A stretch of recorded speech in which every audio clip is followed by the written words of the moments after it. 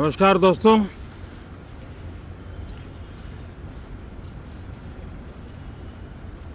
Monsoon सत्र में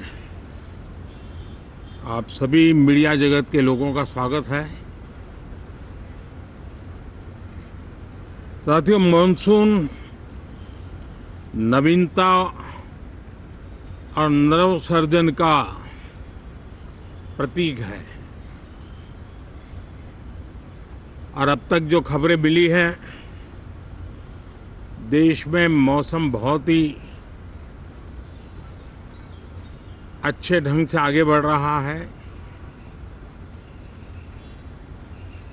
कृषि को लाभदायक मौसम की खबरें हैं और बारिश किसानों की अर्थव्यवस्था, देश की अर्थव्यवस्था, ग्रामीण अर्थव्यवस्था और इतना ही नहीं, हर परिवार की अर्थव्यवस्था में एक बहुत महत्वपूर्ण होता है। अब तक जो मुझे जानकारी दी गई है उस हिसाब से पिछले 10 वर्ष में जो पानी का भंडार हुआ है इस बार, वो करीब करीब 3 गुना हुआ है, जिसका आने वाले दिनों में भी देश के अर्थतंत्र को बहुत लाभ होगा। साथियों, ये मॉनसून सत्र राष्ट्र के लिए ये बहुत ही गौरवपूर्ण सत्र है। Aim right, achieve big. At KR Mangalam University, we provide you the platform to turn your dreams into reality. At KR Mangalam University. ये मॉनसून सत्र राष्ट्र के लिए एक अपने आप में विजयोत्सव का रूप है।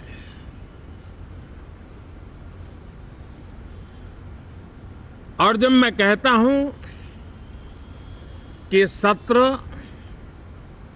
राष्ट्र गौरव और विजयोत्सव का सत्र है, तो सबसे पहले तो मैं पहली बार इंटरनेशनल स्पेस स्टेशन पर भारत का तिरंगा झंडा वहां लहराना, यह हर देशवासी के लिए गौरव की पल है। देश में साइंस टेक्नोलॉजी के प्रति, इनोवेशन के प्रति नया उमंग और उत्साह भरने वाली ये सफल यात्रा रही है और पूरे सांसद, लोकसभा राज्यसभा दोनों सदन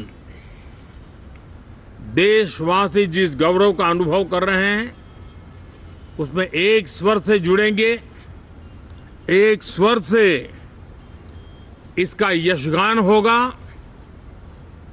जो भारत को अंतरिक्ष में नई ऊंचाइयां पर पहुंचाने वाले जो भावी कार्यक्रम हैं, उनके लिए भी प्रेरक बनेगा, प्रोत्साहक बनेगा। साथियों, ये मॉनसून सत्र एक विजयोत्सव है। पूरी दुनिया ने भारत की सैन्य शक्ति का, भारत के सैन्य के सामर्थ्य का रूप देखा है। ऑपरेशन सिंदूर में भारत की सेना ने जो लक्ष्य निर्धारित किया था 100% अचीव किया। आतंकियों के आकाओं के घर में जाकर के 22 मिनट के भीतर भीतर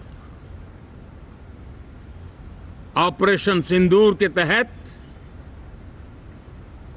उसको जमींदोज कर दिया गया। और मैंने बिहार की एक कार्यक्रम में इसकी घोषणा की थी, जो हमारी सैन्य शक्ति ने बहुत ही कम समय में सिद्ध करके दिखा दिया। और इसमें मेड इन इंडिया सैन्य शक्ति का ये नया स्वरूप, इस पर भी दुनिया बहुत आकर्षित हुई है। इन दिनों विश्व के जिन जिन लोगों से मिलना होता है तो भारत के इस मेड इन इंडिया जो औजार तैयार हो रहे हैं, उसके प्रति दुनिया का आकर्षण बढ़ रहा है। मुझे विश्वास है कि जब सदन इस विजयोत्सव को एक स्वर में विजय के भाव से इस सत्र के दरमियान उन ओजस्वी तेजस्वी भावनाओं को प्रकट करेगा, तो भारत की सैन्य शक्ति को बल मिलेगा, प्रोत्साहन मिलेगा, देशवासियों को प्रेरणा मिलेगी और सैन्य क्षेत्र में जो रिसर्च, इनोवेशन और मैन्युफैक्चरिंग हो रहे हैं, made in India defence equipment बन रहे हैं, उसको भी एक बल मिलेगा और जो भारत के नौजवानों के लिए नए रोजगार के अवसर पैदा करेगा। साथियों, ये दशक हम एक प्रकार से देख सकते हैं कि शांति और प्रगति कंधे से कंधा मिलाकर के आगे बढ़ने के कदम कदम पर प्रगति के एहसास करते रहे हैं। देश कई प्रकार की हिंसक वारदातों का शिकार रहा है, लंबे अरसे तक शिकार रहा है। देश आजाद हुआ तब से ये समस्या को हम झेल रहे हैं, चाहे आतंकवाद हो, नक्सलवाद हो। कोई प्रारंभ में शुरू हुआ होगा, कोई बाद में शुरू हुआ होगा, लेकिन आज नक्सलवाद का, माओवाद का दायरा बहुत तेजी से सिकुड़ रहा है। माओवाद को, नक्सलवाद को जड़ से उखाड़ने के संकल्प के साथ देश के सुरक्षा बल एक नए आत्मविश्वास से, तेज गति से सफलता की ओर कदम रख रहे हैं।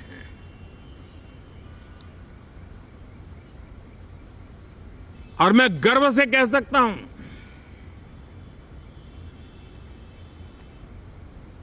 देश में सैकड़ों जिले नक्सल की चपेट में से निकल करके आज मुक्ति का सांस ले रहे हैं। हमें गर्व है कि बम, बंदूक और पिस्तौल के सामने हमारा देश का संविधान जीत रहा है, हमारे देश का संविधान विजयी हो रहा है। देश के उज्जवल भविष्य के लिए साफ दिख रहा है कि कल तक जो रेड कॉरिडोर थे, वो आज ग्रीन ग्रोथ जोन में परिवर्तित होते नजर आ रहे हैं। साथियों, एक के बाद ऐसी घटनाएं देशभक्ति के लिए, देश की भलाई के लिए संसद में पहुंचे हुए हर माननीय सांसद के लिए गौरव का पल है। और संसद के इस सत्र में ये गौरव गान पूरा देश सुनेगा, हर सांसद से सुनेगा, हर दल से सुनेगा। साथियों, आर्थिक क्षेत्र में भी जब 2014 में आप सबने हमें जिम्मेवारी दी, देश फ्रेजाइल 5 की अवस्था से गुजर रहा था। 2014 के पहले वैश्विक अर्थव्यवस्था में हम 10वें नंबर पर थे और आज भारत तेज गति से दुनिया की तीसरे नंबर की अर्थव्यवस्था बनने की दिशा में आगे बढ़ रहा है, दरवाजे पर दस्तक दे रहा है। इन दिनों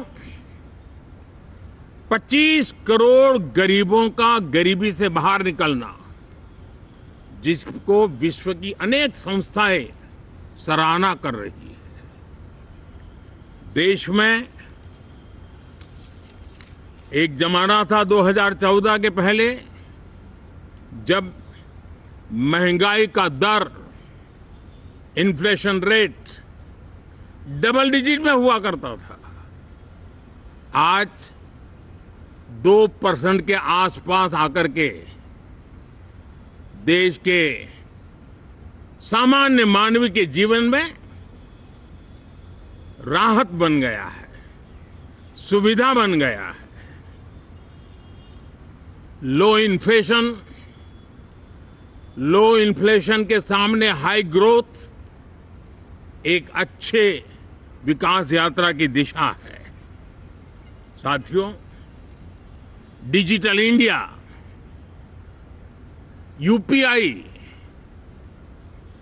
आज भारत के एक नए सामर्थ्य को दुनिया देख रही है, पहचान रही है और ज्यादातर देश में उसके प्रति एक आकर्षण पैदा हो रहा है। यूपीआई ने फिनटेक की दुनिया में अपने एक नाम कमाया है। रियल टाइम डिजिटल ट्रांजैक्शन दुनिया में सबसे ज्यादा हो रहे हैं।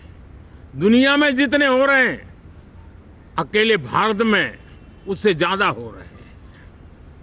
साथियों, पिछले दिनों इंटरनेशनल लेबर ऑर्गेनाइजेशन का एक वैश्विक समागम था और उसमें भारत ने बहुत बड़ी ऊंचाई प्राप्त की है। आईएलओ का कहना है कि 90 करोड़ से ज्यादा लोग भारत में अब सोशल सिक्योरिटी के दायरे में हैं। ये अपने आप में एक बहुत बड़ा अचीवमेंट है।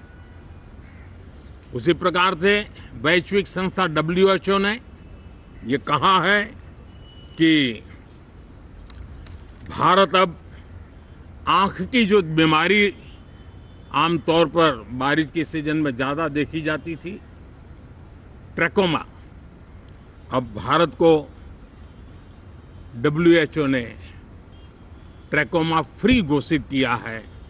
तो आरोग्य के क्षेत्र में भी ये अपने आप में एक महत्वपूर्ण भारत के लिए सिद्धि है। साथियों, पहलगाम की क्रूर अत्याचार, नरसंहार, पूरी दुनिया चौंक उठी थी। आतंकवादी और आतंकवादी के आके दुनिया का ध्यान उनकी तरफ केंद्रित हुआ था और उस समय दल हित छोड़ करके देश हित में हमारे ज्यादातर दलों के प्रतिनिधि, ज्यादातर राज्यों के प्रतिनिधि विश्व भ्रमण किया, दुनिया के अनेक देशों में गए और एक स्वर से दुनिया के सामने आतंकवादियों का आका पाकिस्तान को बेनकाब करने का एक बहुत सफल अभियान चलाया। मैं आज राष्ट्र हित में किए गए इस महत्वपूर्ण कार्य के लिए उन सभी सांसदों की सराहना करना चाहता हूं, सभी दलों की सराहना करना चाहता हूं और उसने देश में एक सकारात्मक वातावरण पैदा किया। विश्व ने भारत की बात को स्वीकार करने की दिशा में अपने मन के द्वार खोले और इसके लिए ये हमारे सांसदगण, हमारे राजनीतिक दल सराहना करने के मेरे लिए सौभाग्य है। साथियों, हम जानते हैं कि ये स्पिरिट, एक स्वर, एक एकता का वातावरण देश को कितना उत्साह से भर देता है। विजयोत्सव का ये पर्व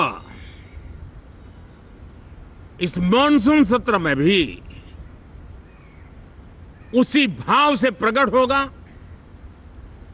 देश की सैन्य शक्ति को सराहना करेगा, देश के सामर्थ्य का गौरवगान करेगा और देश के 140 करोड़ नागरिकों को नई प्रेरणा का कारण बनेगा।